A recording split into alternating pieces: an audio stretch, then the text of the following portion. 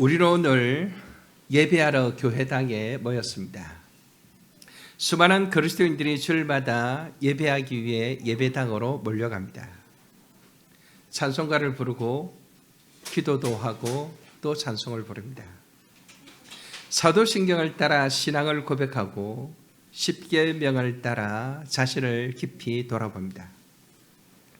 예수 그리스도의 십자가를 붙들고 회개하며 죄사함을 받은 자로서 감사하며 감격하며 예배합니다. 하나님께서 위로부터 내려주시는 말씀을 듣습니다. 말씀에 응답하며 찬송으로 화답합니다. 마음을 다해 기쁨으로 준비한 예물을 드립니다.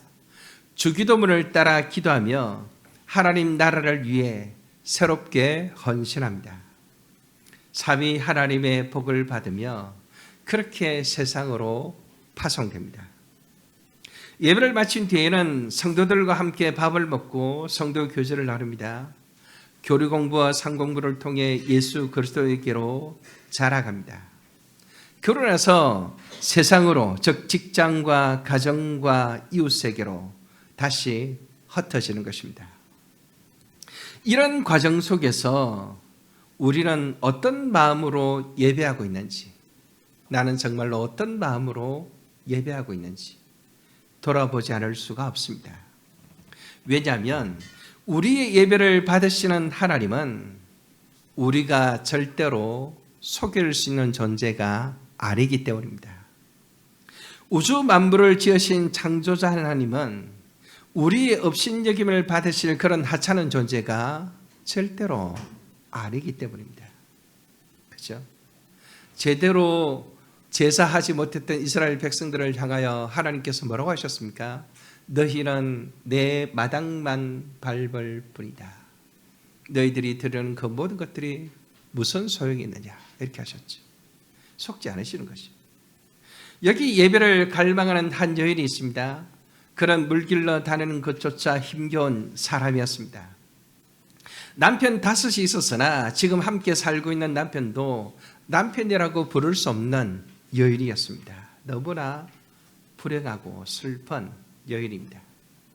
그런 여인이 자기의 삶을 훤히 꿰뚫어 보시는 분을 만났습니다. 여인은 그를 뭐라고 부릅니까? 선지자라고 부릅니다.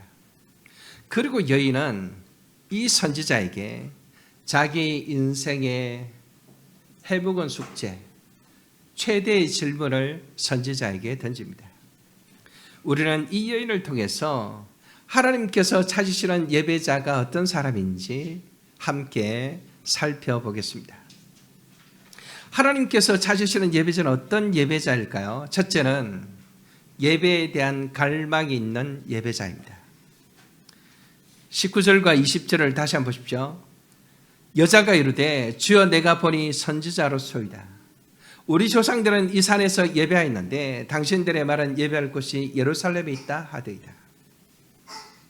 여인은 예수님의 말씀을 듣고 깜짝 놀라서 선지자라고 호칭합니다. 왜냐하면 자기가 말하지 않았는데도 자기에 대한 모든 것을 알고 있었기 때문입니다. 그뿐입니까?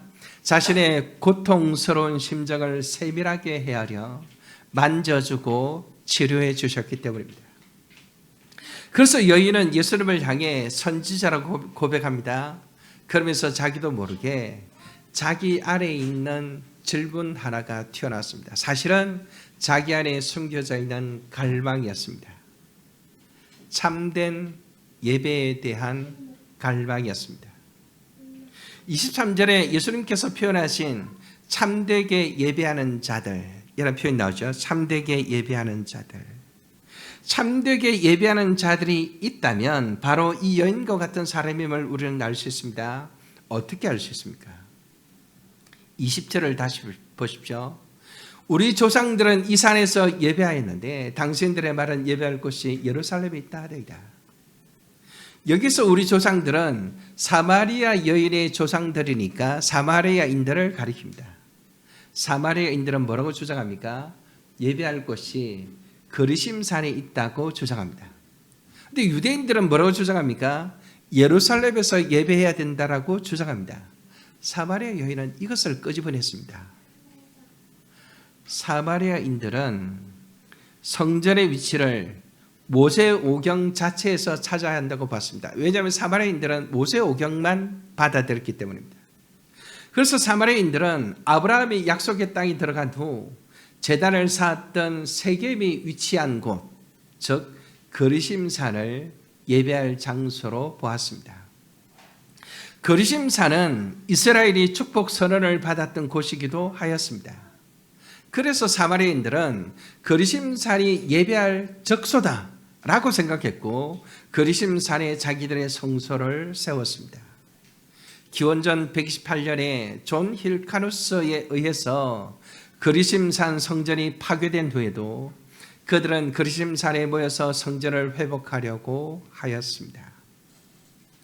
자, 반면에 유대인들은 어땠을까요? 모세오경만을 인정하는 사마리인들과는 달리 역사서와 시가서와 선지서를 가지고 있는 유대인들은 좀 더 온전한 지식으로 하나님께 예배합니다. 22절에 예수님께서 말씀하시죠.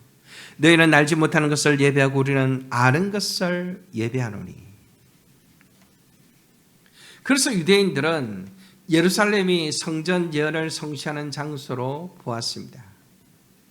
우리가 주목할 사실은 예루살렘 성전에 하나님께서 임재하셨다는 점입니다. 솔로몬이 예루살렘 성전을 완성한 후 언약궤를 성전의 지성소로 메어 옮겼을 때 무슨 일이 있었습니까?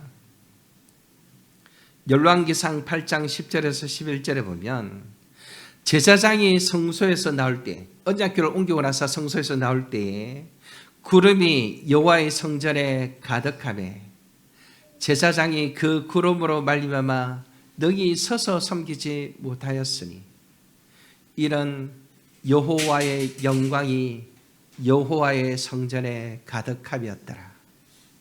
솔로몬의 성전이 완성되고 언약궤가 옮겨지자 여호와의 영광이 여호와의 성전에 가득하였다라고 기술되어 있습니다. 그래서 무엇을 말합니까? 하나님께서 예루살렘에 지어진 솔로몬의 성전을 연락하시고 기뻐하셨음을 보여줍니다. 그런데 여기에서 우리는 질문하지 않을 수가 없습니다. 과연 사마리아 여인은 예수님과 어디가 진짜 예배 처소인지 신학적인 논쟁을 벌이고 싶었을까요? 도대체 어디가 진짜 예배 처소인지 따지고 싶었을까요? 아닙니다. 여인은 자기가 참된 예배자로서 하나님께서 받으시는 예배를 드리고 싶어서 하나님께서 정말로 받으시는 예배를 드리고 싶어서 질문을 한 것입니다. 사마리아인들의 주장과 유대인들의 주장을 떠나서 진짜 하나님을 만나려면 어떻게 되는지 선지자로 보이는 이 예수님께 질문한 것입니다. 질문의 형태로 자기 속에 있는 영적인 갈급함을 드러낸 것입니다. 도대체 어디에서 예배해야 하나님께서 나의 예배를 받으십니까? 내가 도대체 어디에서 예배해야 하나님을 만날 수가 있습니까? 그런 거죠. 이 여인은 예수님께 신학적인 논쟁을 하려고 한 것이 아닙니다. 무엇입니까? 마음 깊은 곳에서 끓어오르는 갈망을 호소한 것입니다. 예수님, 저는 예배하고 싶습니다. 예수님, 저는 하나님을 만나고 싶습니다. 예수님, 저는 하나님의 긍휼과 사랑을 누리고 싶습니다. 예수님, 저는 하나님의 품에 안기고 싶습니다. 저는 우리 성도들이 예배하러 주일마다 이곳으로 올 때에 영적인 갈망이 자기 안에 있는지 돌아볼 수 있으면 좋겠습니다. 예배에 대한 갈망이 있는 자와 예배에 대한 갈망이 없는 자는 어떻게 다를까요? 여러분? 지난 주간에 고려신학대학원에서 목회대학원이 열렸습니다. 마치고 나서 손녀를 보러 딸내미 집에 들렀습니다. 신대원은 천안에 있고 저희 딸 집은 아산에 있기 때문에 차로 한 20분 정도밖에 안 걸립니다. 함께 저녁을 밖에서 먹고 집에 들어가는 시간이 조금 늦어지는 바람에 손녀가 분유를 먹는 시간이 늦춰졌습니다. 한 1, 20분 늦었을까요? 애기 엄마, 우리 딸의 의도는 먼저 씻기고 분유를 먹이면서 재우려고 하였는데 아이가 자지러지게 울기 시작했습니다. 왜 울까요? 밥을 달라고 하는 거죠. 알아줘도 소용없고 씻기는 것도 불가능하고 그 순간에는 아무것도 소용이 없었습니다. 저는 우리 손녀가 빵긋빵긋 웃는 모습만 보다가 자지러지게 우는 모습을 처음 봤습니다. 얼마나 생존 본능이 절절한지 우유에 대한 갈망과 욕구가 어마어마했습니다. 저 작은 아기 속에 저런 모습이 숨겨져 있다는 게 너무나 놀라웠습니다. 우리 딸이 그러더군요. 하이빈이 저런 모습 처음 보지요? 이러더라고요. 진짜 처음 봤습니다. 제가 예배의 갈망에 대하여 묵상하다가 손녀가 목청껏 우는 장면이 불현듯이 떠올랐습니다. 우리는 예배하러 올 때 저런 욕구와 갈망이 있는가? 저런 갈급함이 우리에게 있는가? 저런 배고픔이 우리에게 있는가? 하나님의 은혜에 대한 욕구, 하나님의 말씀에 대한 갈망, 성령의 충만하심에 대한 숨길 수 없는 배고픔이 우리에게 있는가? 저 어린 아이와 같은 생존 본능적인 갈구가 우리에게 있는가? 여러분 어떠세요? 예배에 대한 갈망이 있는 자와 예배에 대한 갈망이 없는 자가 어떻게 다르냐고요? 갈망이 있는 자는 무슨 일이 있어도 예배하러 옵니다. 예배가 먼저입니다. 그렇죠? 예배 외에는 다른 무엇으로도 채울 수 없기 때문입니다. 이런 갈망이 있는 자는 예배 시간에 다른 데 마음을 뺏길 수도 없습니다. 예배를 통해 주실 은혜와 사랑이 너무나도 절실하기 때문입니다. 그래서 찬송가를 힘차게 부르고 기도도 간절하게 하고 신앙 고백이나 십계명 교독이나 주께서 가르쳐주신 기도를 할 때나 마음을 다해 주께 드립니다. 마치 어린아기가 젖병을 꼭 부여잡고 그 울던 애가 젖병을 물렸더니 뚝 꺼치고 젖병을 뺏길 새라 확 움켜쥐고는 쫙쫙쫙쫙 마시는데 너무나 놀라웠습니다.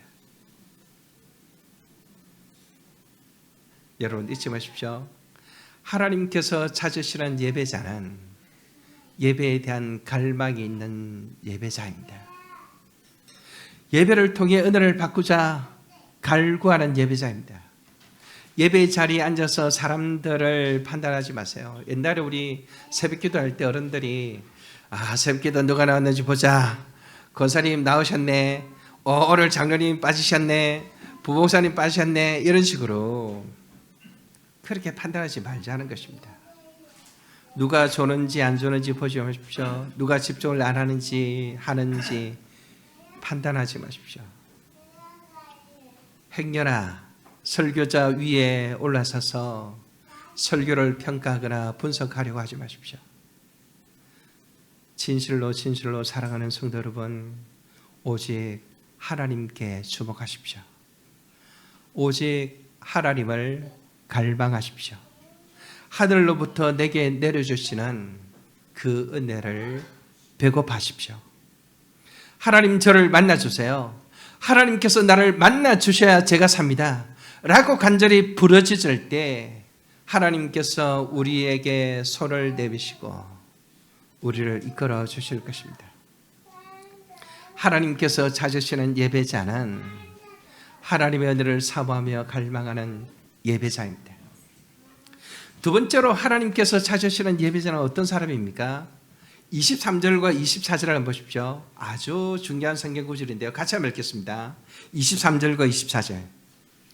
아버지께 참되게 예배하는 자들은 영과 진리로 예배할 때가 오나니 곧 이때라. 아버지께서는 자기에게 이렇게 예배하는 자들을 찾으시니라. 하나님은 영이시니 예배하는 자가 영과 진리로 예배할지니라. 아멘. 예수님은 사마리아 여인의 갈망을 한눈에 알아보셨습니다. 사마리아인과 유대인의 차이에 대하여 간단히 정리하신 후에 어떻게 해야 참된 예배를 할 수 있는지 설명하십니다. 장소의 개념을 뛰어넘어서 완전히 새로운 차원의 예배를 가르쳐 주십니다. 뭐라고 말합니까? 영과 진리로 예배할 때가 왔다. 하나님은 영과 진리로 예배하는 자들을 찾으신다 라고 말합니다. 거리심산이나 예루살렘이 중요한 것이 아니라 누가 영과 진리로 예배하는가? 누가 영과 진리로 예배자로 주님 앞으로 나오는가? 그게 중요하다는 것입니다. 영과 진리로 예배한다는 말은 무슨 뜻일까요? 번역서들을 찾아보면 다양하게 번역을 하고 있습니다. 개역 한글에서는 신령과 진정으로 이렇게 되어 있습니다. 공동 번역에서는 영적으로 참되게 이렇게 되어 있습니다. 현대인의 성경에는 영적인 진실한 이런 말이 나옵니다. 그리고 예전에는 마음과 정성을 다해 진실하게 이렇게 풀이되어 있습니다. 자, 영과 진리가 무슨 말일까요?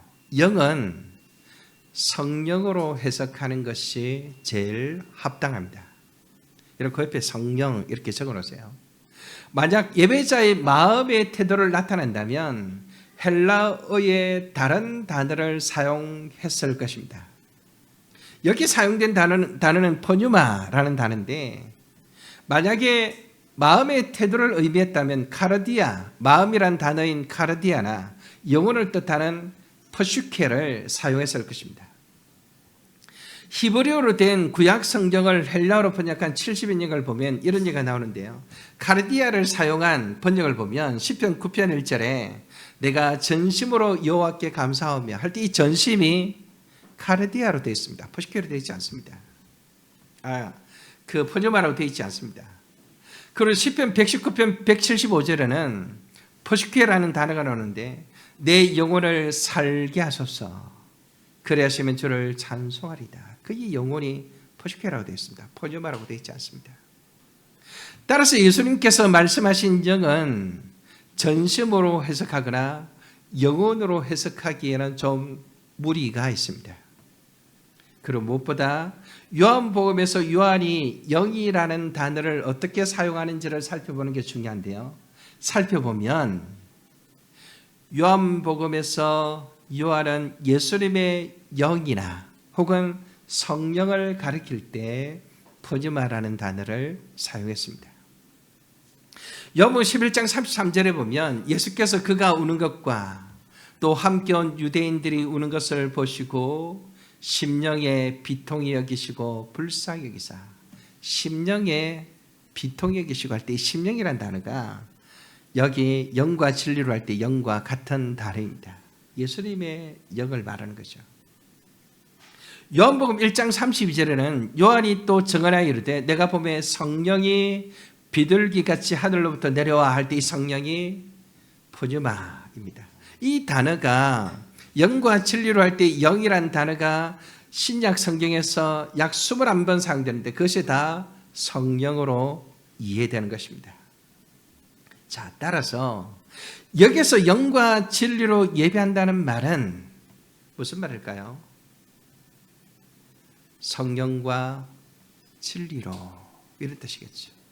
특별히 진리는 요한복음에서 주로 예수님께 속한 것입니다. 예수님은 진리의 전달자이시며 진리 자신이십니다.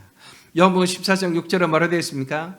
예수께서 이르시되 내가 곧 길이요 진리요 생명이니 나로 말미암 저거는 아버지께로 올 자가 없느니라. 아버지께로 올 자가 없느니라. 예수님의 말씀이 진리입니다. 결국 영과 진리로 드리는 예배란 성령님과 예수님 안에서 드려지는 예배를 뜻합니다. 여러분, 예수님은 우리의 유일한 중보자이십니다.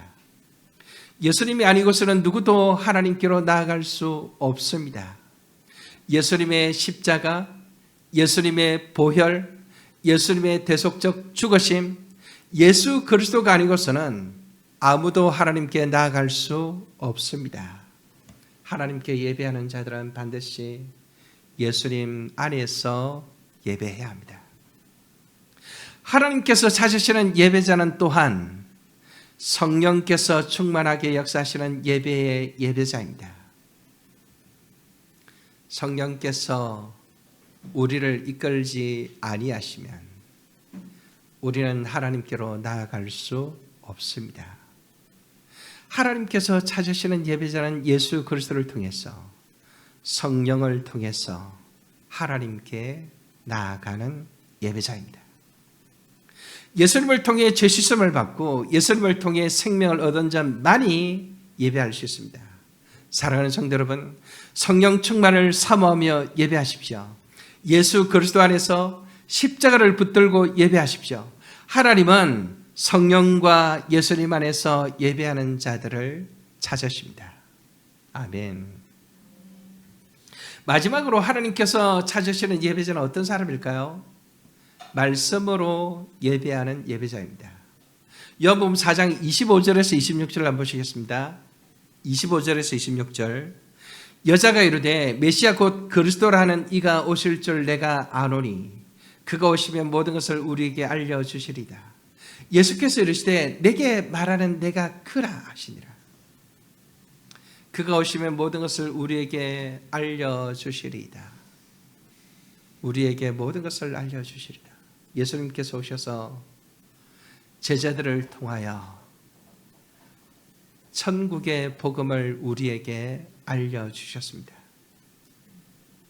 예수님은 길이요 진리요 생명으로서 우리에게 오셨습니다. 하나님께 나아가는 길과 하나님께서 말씀하시는 진리와 하나님께서 나눠주시는 영원한 생명까지 우리에게 알게 하시는 분은 누굴까요? 예수 그리스도이십니다. 따라서 우리가 하나님 앞에 예배할 때마다 예수 그리스도의 말씀을 따라 하나님의 말씀을 따라 예배해야 합니다. 기르신 예수님과 함께 그분의 안내를 받으며 예배해야 합니다. 지난 주간에 정동철 선교사님과 만나서 교제를 하였습니다. 우리 교회는 선교사님들과 손님들을 잘 대접하는 교회가 되려고 했습니다. 작은 교회고 연약한 교회지만 하나님께서 우리에게 쏟아부어 주셨던 사랑을 우리도 어떻게 쓰든지 나누기를 원합니다. 그래서 선교사님 부부를 불러서 밥을 사드리고 사역 이야기를 좀 더 자세하게 들었습니다. 아프리카 중부 지역에 있는 케냐라는 나라에서 주일마다 예배하는데 500명이나 되는 청소년들이 예배당으로 몰려옵니다. 여러분, 그게 상상이 되십니까? 우리나라도 옛날에 북을 들고 동네 한 바퀴를 돌면 아이들이 줄지어 따라옵니다. 그 예배당으로 들어오면 예배당으로 애들이 다 들어오는 거예요. 그런 시절이 있었습니다. 제가 어릴 때 그런 기억이 나요. 특별히 여름 성경학교하고 이럴 때 성경학교 워낙 유명했기 때문에 주일학교 교사가 북을 들고 막 찬송가를 부르면서 동네 한 바퀴를 그걸 돕니다. 그럼 애들이 그냥 따라오는 거예요. 줄줄 수십 명이 따라 붙어서 이제 예배당으로 들어오는 거죠. 가난하지만 참 행복했던 시절이었습니다. 지금 케냐가 그런 거죠. 500명의 아이들이 예배하러 오지만 또 한편으로는 뭐 때문에 올까요? 밥 먹으러 오는 겁니다. 밥 먹으러. 500명의 아이들에게 밥을 해먹이는 사모님을 보면서 그 이야기를 들으면서 참 마음이 뜨거웠습니다. 밥을 먹고 나면 오후마다 축구팀을 구성하여 축구를 하는데 애들이 축구를 그렇게 좋아한대요. 그런데 축구를 좋아하는데 문제는 뭘까요? 축구공만 본다는 것입니다. 같이 공차는 사람을 보고 패스를 해야 되는데 저 축구 잘 모릅니다. 이란이가 잘 알지. 그냥 들은 이야기입니다. 패스를 해야 되는데 공만 보고 뛰니까 축구가 안 되는 거죠. 그런데도 축구를 그렇게 좋아한다는 거예요. 우리 교회 축구 코치가 있다고 하니까 축구 코치 데리고 꼭 케냐를 오라고 막 그러더라고요. 제가 그 장면을 이렇게 상상을 해보면서 무슨 생각이 들었을까요? 거기 한 가보면 좋겠다. 거기 가서 아이들을 한번 보면 좋겠다. 그 아이들에게 내가 설교를 한번 해보면 좋겠다. 이런 생각이 막 드는 거예요. 그런데 그 땅에 아무런 연고도 없이 혼자 가게 되면 어떻게 될까요? 혼자 가게 되면 무엇이 필요할까요? 우선 지도가 필요할 겁니다. 안내책자도 필요하겠죠. 그 지역에 대한 여러 가지 정보도 필요합니다. 그걸 다 공부하고 계획을 짜고 그리고 진행하려면 보통 힘든 일이 아닙니다. 특히 그곳은 차도 잘 다니지 않으니까 지도책을 보고 교통편을 찾고 잘 모르는 것을 물어가며 정선교사님이 사역하는 곳까지 찾아가려면 거의 불가능할지 모릅니다. 그죠? 많은 사람들이 아예 계획을 짜다가 포기하고 말 것입니다. 근데 간단하게 해결하는 방법이 하나 있습니다. 뭘까요? 공항으로 선교사님이 마중을 나오면 되는 것입니다. 그지? 공항으로 선교사님이 마중을 나오면 지도책 필요 없습니다. 교통편 공부할 필요가 없습니다. 그 지역의 정보 하나도 몰라도 됩니다. 최신 내비게이션 절대로 필요하지 않습니다. 그죠? 왜 필요하겠습니까? 그냥 길이신 선교사님을 따라가면 되는 것입니다. 길이신 선교사님이 말하는 대로 순종하면 안전하게 목적지에 도착할 수 있습니다. 그렇죠? 나는 옷가방만 들고 쫄래쫄래 따라가면 안전하게 도착하는 것입니다. 예수님께서 길이라는 의미가 바로 이와 같습니다. 예수님께서 우리에게 말씀하신다는 의미가 이와 같습니다. 우리는 길이신 예수님을 따라가면서 말씀에 순종하면 제대로 된 예배를 할 수 있고 제대로 된 길을 갈 수 있고 제대로 된 목적지에 도달할 수 있습니다. 하나님께서는 우리를 위해 길이신 예수님, 진리이신 예수님, 생명이신 예수님을 우리에게 보내주셨습니다. 예수님을 통해 우리에게 끊임없이 말씀하십니다. 우리는 예수님의 말씀에 순종하면서 예배하면 됩니다. 예수님께서 오라고 하시는 길로 걸어가면서 예배하면 됩니다. 하나님께서 찾으시는 예배자는 어떤 예배자일까요? 말씀대로 예배하는 자입니다. 자기가 하고 싶은 대로 예배하는 자가 아니라 말씀대로 순종하며 예배하는 자입니다. 자기 만족을 위해 예배하는 자가 아니라 하나님을 높이고 하나님께 영광 돌리는 예배자입니다. 오늘날 교회마다 예배가 진행되는데 어떤 곳은 열광은 있지만 참된 은혜가 없고 어떤 곳은 은혜를 갈망하지만 은혜 자체가 없는 곳도 있습니다. 교회도 책임이 있고 목사에게도 많은 책임이 있습니다. 그래서 목사라는 직분이 얼마나 무섭고 얼마나 두려운지 모릅니다. 토요일 밤마다 이런저런 예배를 생각하며 기도하면 온갖 생각이 다 듭니다. 주로 토요일 날 하루 종일 이곳에서 예배를 준비하고 있는데요. 어제는 우리 이란이와 종미 형제와 아론 자매가 교회당에 와서 같이 토요일을 보냈는데 제가 너무 막 감사하더라고요. 늘 혼자 지내다가 혼자 그렇게 예배를 준비하면서 얼마나 무겁고 얼마나 두려운지 모릅니다. 그런 면에서 우리 전성준 목사님께서 평생을 설교자로서 헌신하시고 은퇴하신 게 너무 부럽습니다. 하나님 앞에 상이 얼마나 클까? 얼마나 그 무거운 짐을 지고 마치셨으니 하나님께서 얼마나 기뻐하실까? 나는 언제쯤 끝나지? 이런 생각하니까 아직 10년쯤 남았더라고요. 여러분, 왜 예배에 은혜가 없을까요? 물론 목사의 책임이 클 것입니다. 그러나 오늘 본문에 따라 생각해 보면 예배에서 은혜 받지 못하는 이유를 이렇게 말합니다. 말씀대로 예배하지 않기 때문에. 말씀대로 예배하지 않기 때문에 그런 것은 아닌지 우리 자신을 돌아보아야 합니다. 그냥 자기 마음대로 예배하고 자기 나름대로 예배하는 자들이 얼마나 많은지요. 자기 취향을 따라 예배하는 자들이 얼마나 많은지요. 자기 형편대로 되는 대로 예배하는 자들이 얼마나 많은지요. 이것도 끊고 저것도 끊고 이것도 재단하고 저것도 재단하고 준비해서 하나님께 나아가는 것이 아니라 되는 대로 시간이 되면 예배하는 자들이 얼마나 많은지, 그렇게 예배하니까 어떻게 그 예배를 하나님께서 받으시겠습니까? 예배의 정성과 마음과 뜻이 담겨지지 않는데 하나님께서 그 예배에 어떻게 속으시겠습니까? 소비자 중심의 예배라는 말을 들어보셨습니까? 소비자 중심의 예배란 하나님의 이름으로 모였지만 하나님은 덜러리고 자기 자신을 높이고 자기 자신을 예배하는 예배를 말하는 것입니다. 아주 이상한 예배가 아닌데 예배란 이름이 붙은 것이죠. 말씀대로 드리는 예배는 인간 중심이 아니라 하나님 중심의 예배입니다. 말씀대로 드리는 예배는 내가 원하는 대로 하는 것이 아니라 하나님께서 말씀하신 대로 순종하며 드리는 예배입니다. 하나님 중심의 예배를 온전한 마음으로 드릴 때 거기에 성령께서 임하십니다. 거기에 은혜가 있습니다. 하나님께서 찾으시는 예배자는 예배에 대한 갈망이 있는 예배자입니다. 성령님과 예수님 안에서 예배하는 예배자입니다. 무엇보다 말씀대로 예배하는 예배자입니다.